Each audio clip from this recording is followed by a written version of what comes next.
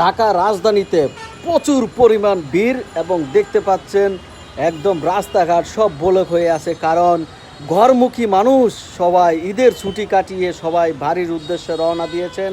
এবং দূর দূরান্তে উত্তরবঙ্গ দক্ষিণবঙ্গ সব প্রান্তেই কিন্তু মানুষ যাওয়ার জন্য প্রস্তুতি নিয়ে এবং সবাই রাস্তাতে কিন্তু গাড়ি লয়ে নেমে গেছেন এবং নাইট কোচ এবং প্রাইভেট কার, লোকাল বাস, যাত্রীবাহিত গাড়ি সব কোয়ালিটির গাড়ি কিন্তু রাস্তায় নেমে আজকে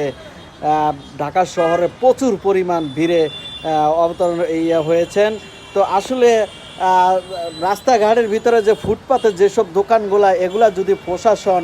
একটু ক্লিয়ার করে দিত তাহলে কিন্তু এই জ্যামগুলো আমার মনে হয় আর একটু ক্লিয়ার হতো। তো প্রশাসনের কাছে বিপুল আবেদন, আপনারা একটু খেয়াল রাখুন রাস্তাঘাটের আশপাশে যত রিক্সা হোক কিংবা ফুটপাতে যে দোকানগুলো হোক এগুলা রাস্তার উপর থেকে একটু তুলে দেন, একটু সাইডে দেন, তাহলে গাড়িগুলো সচরাচর চলাচল